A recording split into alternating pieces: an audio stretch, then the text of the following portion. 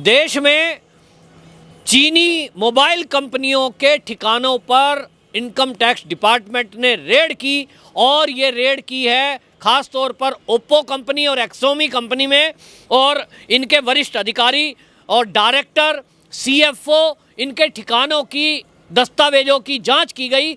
और जांच इसलिए की गई क्योंकि एक सरकार के पास गुप्त सूचना आई है, और वो गुप्त सूचना ये है कि ये जो दो कंपनियां हैं, विशेष तौर पर ओप्पो और एक्सोमी, ये जो कंपनी है ये चीन की सेना को मदद पहुंचाती हैं और यहाँ से टैक्स की चोरी करके फर्जी तरीके से इस पैसे को हवाला के जरिए देश विरोधी गतिविधियों में भी इस्तेमाल किया जाता है।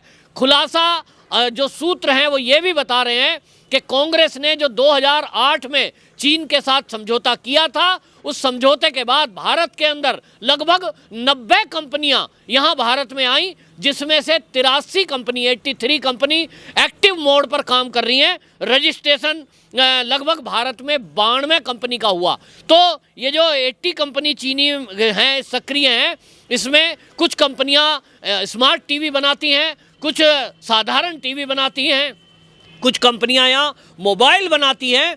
और इन कंपनियों से ये जो लाभ मिलता है, भारत का पैसा जो कमा रही है ये कंपनियां, ये चीन भेजने के बजाय यहाँ बैठे हुए कुछ लोगों को देश विरोधी गतिविधि में भी इस पैसे का इस्तेमाल होता है। ऐसी जानकारी हमारे देश की गुप्तचर एजेंसियों के पास आई। इसके बाद ये जरूरी समझा गया कि इन कंपनियों के दस्तावेज तलाशे जाएं। रेड के बाद अब पता लगेगा कि चीन की इन कंपनियों का पैसा किन किन के पास जाता था।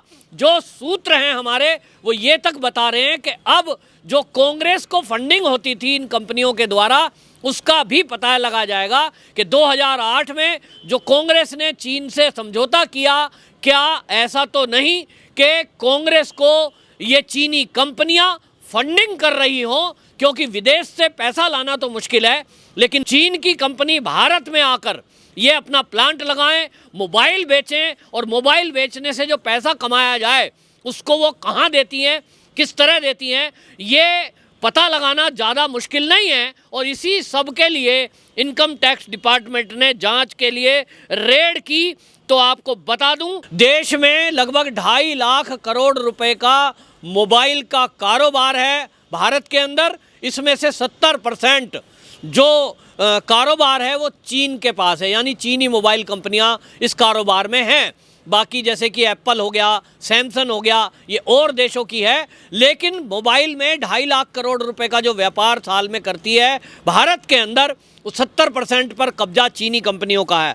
इसी तरह से आपको बताएं, टीवी, जो स्मार्ट टीवी है उसका 30,000 करोड़ रुपए का व्यापार है। उसमें चीन की कंपनी लगभग 45% टीवी के व्यापार में भारत के अंदर अपना धंधा रोजगार करती है। इसी तरह नॉन स्मार्ट टीवी जो हैं उसमें कुल जो व्यापार भारत का है उस पर 10% चीन की कंपनियां अपने जो टीवी है उसको बेचकर पैसा कमाती है।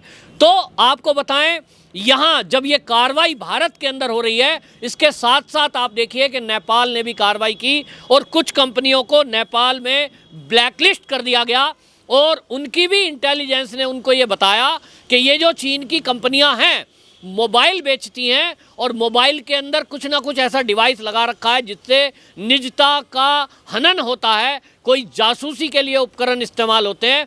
और आपने पिछले दिनों सुना होगा कि इनके जो सीसीटीवी है चीनी कंपनी के, उनको लेकर के ये विवाद उठा था। अमेरिका में भी आवाज़ उठी थी कि ये जो लगाए जा रहे हैं जगह जगह, इसमें ज़रूर सैटेलाइट के जरिए चीन जासूसी कर सकता है, और ऐसी कुछ चीज़ों का खुलासा हुआ था। तो अमेरिका ने भी 13 चीनी कंपनियों को ब्लैकलिस्ट में डाल दिया, बैन कर दिया। और अब ज़रूरत है कि भारत में भी चीनी कंपनियों को बैन किया जाए। तो अगले आने वाले दिनों में आप देखेंगे कि चीन की कुछ कंपनियों को भारत में भी बैन किया जाएगा।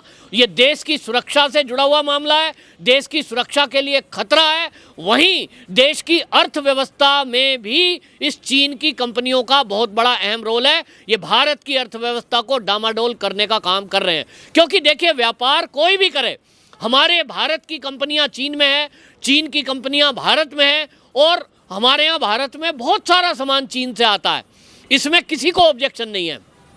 लेकिन आप भारत में अपनी कंपनी लगाएंगे और उन कंपनियों के जरिए, जैसा कि चीन का करैक्टर है कि वो जो उसका होल्ड है, खास तौर पे ओप्पो और एक्सोमी कंपनी का, इसमें पता लगा है कि ये चीन की डायरेक्ट सेना इसका संचालन करती है, तो जो भी प्रॉफिट है वो सेना के पास जाता है। और भारत में पिछले दिनों से ये मोदी सरकार से मांग की जा रही थी, खास तौर पे सेना की तरफ से, कि हमारे देश में जब चीन बॉर्डर पर लद्दाख एरिया में, अरुणाचल प्रदेश में अपनी सेना को सामने लगाए हुए है, आए दिन हमारे ऊपर अटैक करने को तैयार बैठा है, वो हमारी सीमा में घुसपैठ करने की नीयत से वहां खड़ा है, और भारत के अंदर जो देश विरोधी गतिविधियां चलती हैं उसको फंडिंग करता है। सीएए के विरोध के समय हमने देखा, आप कहेंगे पीएफआई का एंगल सामने आया था, पीएफआई के पास पैसा कहां से आया था? उसके पीछे चीन था। इसी तरह किसान आंदोलन चला, गुरु पतवंत सिंह पन्नू ने जो करोड़ों रुपए दिए, उसके पीछे चीन था। इसी तरह वो सरकार गिराने के लिए जहां भी कई दंगे फसाद कराने की बात हो, वो चाहता है और वो फंडिंग करता है आतंकवादियों को भी। तो सेना की तरफ से ये मांग उठ रही थी और देशभक्त लोग भी ये मांग कर रहे थे मोदी जी से कि अगर हमारे देश में चीन की सेना कोई कंपनी बनाकर सामान बेच रही है, बेशक वो मोबाइल फ़ोन या स्मार्ट टीवी हो, उसको क्यों ना बैन किया जाए, क्योंकि एक एक रुपया ये ओप्पो कंपनी का और एक्सोमी कंपनी का या जो भी कंपनी चीन की सेना के संचालन में है, उनका एक एक रुपया प्रॉफिट कमाकर चीन लेगा, उससे वो गोली खरीदेगा, गोला खरीदेगा, फाइटर प्लेन खरीदेगा और हमारे ही देश के विरुद्ध उसको इस्तेमाल करेगा। तो हम चीन को मजबूत क्यों करें? क्या हमारे पास भारतीय कंपनी नहीं है जो स्मार्ट टीवी बनाती हो, जो मोबाइल फ़ोन बनाती हो? निश्चित रूप से हाँ। और दूसरी बात, हमारे पास सैमसंग है भाई। अगर विदेशी लेना है तो आप विदेशी कंपनी का ही लेना है, बढ़िया क्वालिटी का लीजिए, तो सैमसंग ले सकते हैं, एप्पल ले सकते हैं। और ये मांग उठ रही थी, इसलिए अब मोदी सरकार की ये कार्रवाई वाकई में काबिले तारीफ है और इसका स्वागत होना चाहिए। निश्चित रूप से चीन के ऊपर एक बहुत बड़ा प्रहार है। क्या 2.5 लाख करोड़ रुपए का व्यापार करने वाली कंपनियां जो चीन से कमा कर ले जा रही थी, चीन की कंपनियां जो भारत से पैसा कमा कर ले जा रही थी, और इसमें आपको बता रहा हूं ये कि आपको कहीं ना कहीं ये मिलेगा। हालांकि इसका खुलासा होगा कि नहीं किन्हीं कारणों से, लेकिन ये भी माना जा रहा है कि ये प्रहार कांग्रेस के ऊपर भी है। राहुल गांधी देखना 100% बौखलाएंगे और राहुल गांधी का बयान आप देखेंगे कि आपको 1-2 दिन के अंदर सुनने को मिलेगा। वो चीन के पक्ष में ना बोले, ऐसा हो नहीं सकता, क्योंकि इस कांग्रेस ने समझौता किया था 2008 में चीन से कि हम आपको फ़ायदा पहुंचाएंगे, आप हमें फ़ायदा पहुंचाओ। तो चीन की कंपनियों को राहुल गांधी ने, सोनिया गांधी ने फ़ायदा पहुंचाया। जैसा मैंने बताया कि 92 कंपनियां भारत में रजिस्टर्ड हुई, जिसमें 80 कंपनियां चीन की भारत में व्यापार कर रही हैं। उनको फ़ायदा जो पहुँचाना था राहुल गांधी जी, सोनिया गांधी ने पहुँचाया। अब सवाल ये है कि इस एवज में ये जो कंपनियों को रजिस्टर किया गया, जो इनसे पूछताछ आज तक नहीं हुई, कभी इनके टैक्सों का लेखा जोखा नहीं देखा गया, इस एवज में जब तक कांग्रेस सरकार थी, कांग्रेस को चीन ने क्या दिया? सवाल ये है। और इसी सवाल का उत्तर खंगालने के लिए एजेंसियां इन चीनी कंपनियों पर रेड कर रही हैं। निश्चित रूप से आगे आने वाले दिनों में आपको चौंकाने वाले तथ्य के खुलासे होने की खबर मिलेगी। लेकिन ये कड़ा प्रहार जब हो रहा है तो आप देखेंगे देश का विपक्ष हर मुद्दे को चुनाव से लेकर जोड़ता है। अभी आप देखिए, समाजवादी के ऊपर रेड हुई, करोड़ों की टैक्स चोरी थी। पनामा पेपर्स को लेकर ऐश्वर्या राय बच्चन पर रेड हुई, उसको भी राजनीति से जोड़ दिया। यूपी के चुनाव हैं साहब, समाजवादी से डर गई है सरकार? जी नहीं, सरकार नहीं डरी, सरकार अपना काम कर रही है। जो आज तक नहीं हुआ वो अब होगा, कितने ही बड़े ओहदेदार क्यों ना हो, कार्रवाई हो गई। तो आपको बता दूं, इन चीनी कंपनियों पर जब रेड हो रही है, इसमें जिन जिन लोगों को चीन की सेना ने अपना एजेंट बना छोड़ा है, ये आपको बता रहा हूं, मेरे कुछ मित्र रिटायर हैं जो सेना से, वो बताते हैं कि चीन ने जो बॉर्डर एरिया पे सेना लगा के रखी है, उनके बॉर्डर के पार वालों को हमारी सेना देखने में सक्षम है। लेकिन चीन की ये हमेशा चालबाजी रहती है कि वो भारत के अंदर हर फील्ड में अपने एजेंट को छोड़कर रखता है जो उसके लिए काम करते हैं। उसमें पत्रकार भी हैं, पत्रकारों को फंडिंग आती है। अब कौन कौन पत्रकार हैं इसका खुलासा होगा निश्चित रूप से। कुछ उसमें साहित्यकार भी हैं जिनको टाइम टाइम पर नैरेटिव सेट करने के लिए अवार्ड वापसी करना पड़ता है। इसी तरह उसमें आप देखेंगे राजनीतिक दल के लोग भी हैं। संसद में कब किस मुद्दे पर हल्ला करना है, संसद को चलने नहीं देना है, इसके लिए फंडिंग होती है। और ये फंडिंग होती है कि नहीं होती है, ये अभी तक आरोप है कि ये सच है। इसी की जांच ये एजेंसी कर रही है कि इसमें कितनी सत्यता है।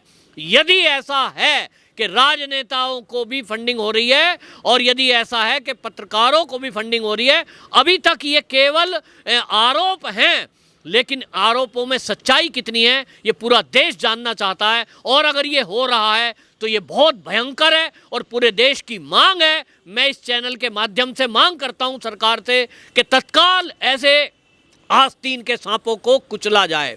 पत्रकार हो, चाहे साहित्यकार हो और चाहे कितना ही बड़ा राजनेता क्यों ना हो, पकड़ करके उठा करके उसको जेल में डालिए। बाहर की कंपनी आएंगी वो तो देश विरोधी गतिविधि करेंगी, वो हमारे देश का दुश्मन है, वो हमारे देश की तरक्की कभी नहीं चाहता।